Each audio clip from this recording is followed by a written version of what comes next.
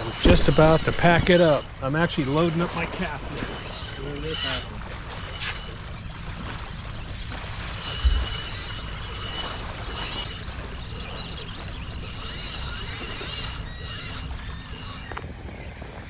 Poor guy. Just a baby if you see my foot. Yeah. Poor guy. Probably got washed up in one of the ship wakes.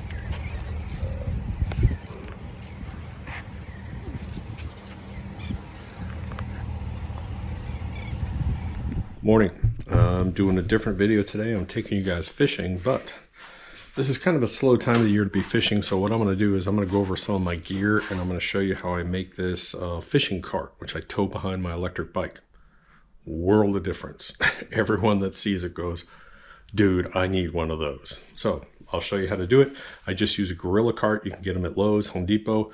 They make a couple different sizes. You can get the small, medium, or extra large. This is the medium one. I did have the small for quite some time. A lot of it depends on the power of your bike and where you're going. But and also if you got to load it up into your truck, the smaller one's a little bit better. Anyways, the first thing I'm gonna do is just go over some gear real quick. And this is different gear. So these are, if you can see them, see the hard sole? These are scuba boots. And I have several pairs of these. It's a very hard sole. So if you're walking on the beach, you step on a shell, you step on something sharp, you don't have to worry about it. If you have to climb over a rock, you're good. But I wear those every single day. Now I do put a pair of short socks on underneath here. Otherwise your feet will get abrasive. Once you get done with it, put it in the sun, let them dry out, and I rotate them.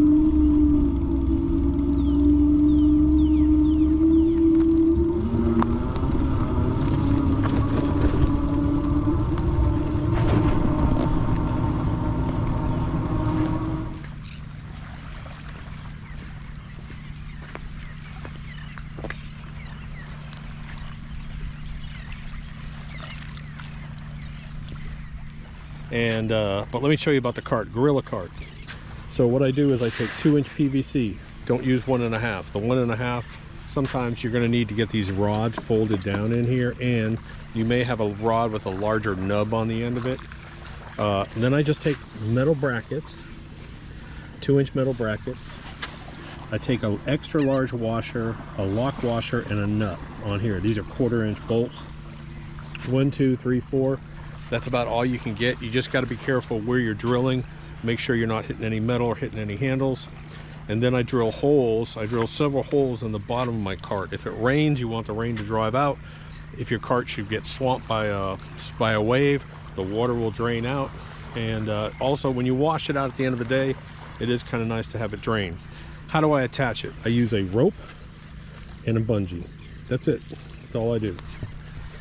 I've done this for years. It worked well. A rope and a bungee. I'm getting bites on that rod. Always have a towel with you. Wet the towel so you can wash your hands, especially if you're catching whiting, they're slimy. Always have bug spray. So the biting flies are out when there's no wind or little wind, and they will just circle you and just bug you to death. So always, I won't fish without my deep. You gotta have deep. Deep wood's off. Skin so soft and all that crap, that doesn't work. You gotta have the deep. And I have a cooler. I take one of the metal brackets, I flatten it out, see it right here, and that lets me stick all my stuff in there and keep it a little bit organized. I take a fanny pack, and I just tie a fanny pack here and just hold my phone and whatever else I want up here, keep it up and keep it dry. A small cooler, and I use a frozen water bottle or two. Put frozen water bottles in. That way they act as ice, and later on in the day, if you want to drink, you can take it out, let it melt, and you can drink it. This is my bubbler system. So I have a battery operated, oh by the way, this is a Frog Talk. Always have this with you. Yesterday it wasn't raining, but it was cold and the wind, and I put that on, and it saved my life out here. A little battery, a little self-charging bubbler. I cut a hole in here, have my cast net. That's my little live well system. Usually what we fish with out here, I love to throw about 3 or 4 inch live mullet. Throw live mullet out here, you catch just about anything. You can catch I've been out here and caught huge Spanish mackerel. I've had king mackerel come through here. So in this channel, huge amounts of manhaden, huge schools of manhaden come through here. Matter of fact, that's what I caught my sharks on the other day, was live manhaden. And then the mullet will come through, and you can catch mullet all day long out here. But man, put out those little mullets, man, it's great.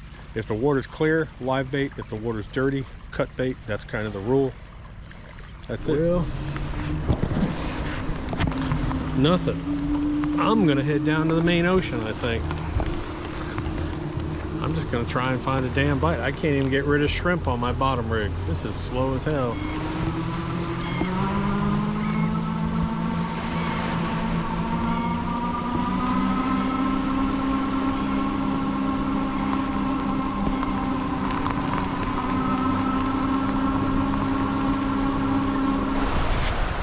Well, I caught one whiting. We'll see what this is. Talk about the ultimate redfish bait right now. This is a spot. And you cut him in half, put him out. I don't know what it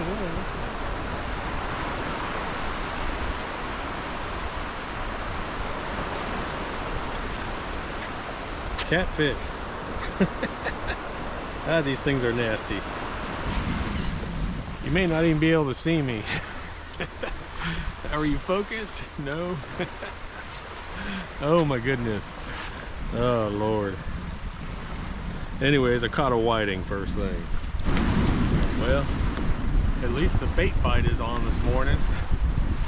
Good Lord. Alright. Slider Sputnik weight. Down to about a 40-pound black wire. With just a small hook on it. Probably need to set that hook bed in there better.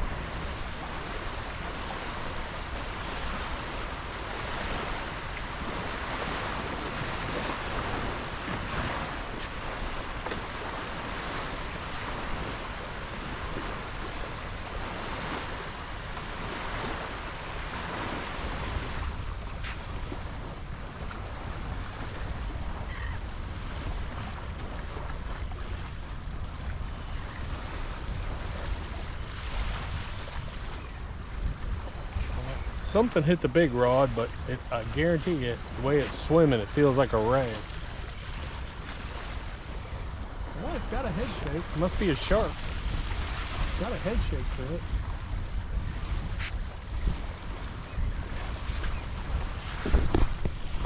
I don't know what it is.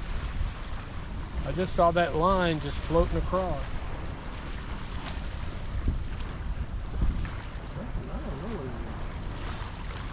A little shark.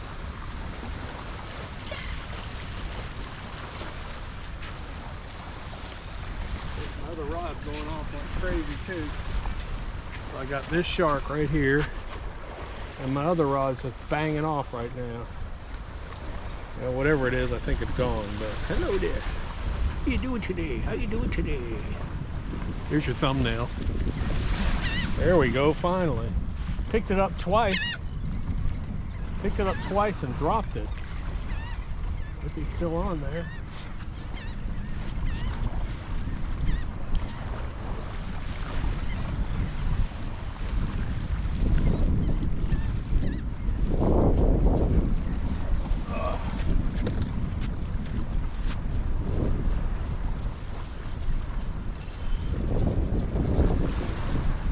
A little bit bigger fella there.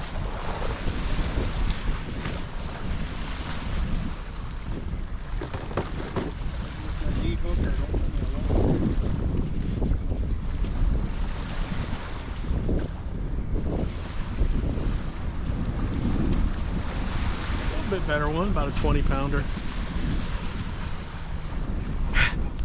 There's your thumbnail. Oh, great.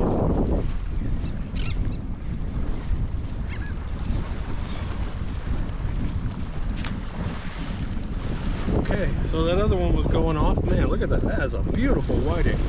Now that's an eater right there. That's the kind you want to eat. But he stayed on there all this time. Ready? Got him just about to pack it up. I'm actually loading up my cast net when this happens.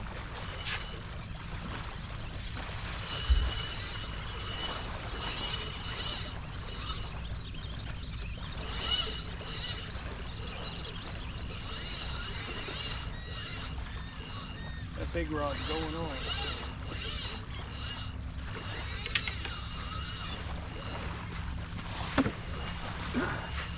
That's a heavy fish right there. I don't know what it is.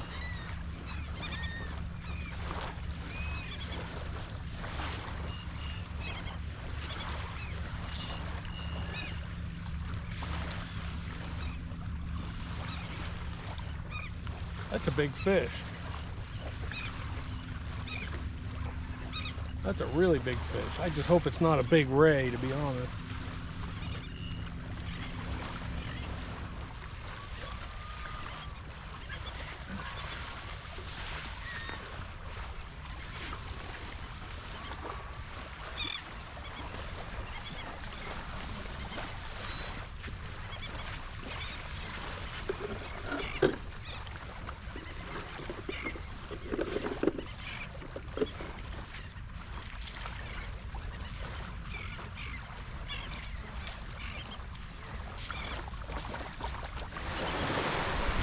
All right, the left side of the jetty was nothing.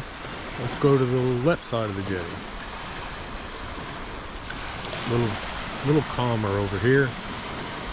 Once in a while you pick up a big red over here. Just get lucky this time of year.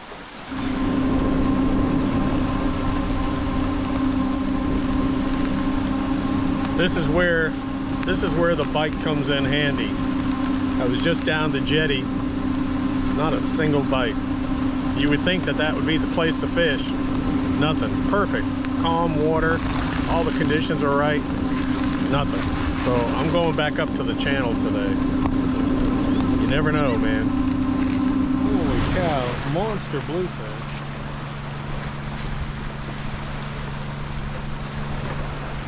That has to be the biggest bluefish I've ever caught out here. Holy cow. What a monster. For here, that's huge. Man, he took my little line, and of course it wrapped up in my big line, so now I got a mess down there, but there you go. That's kind of cool.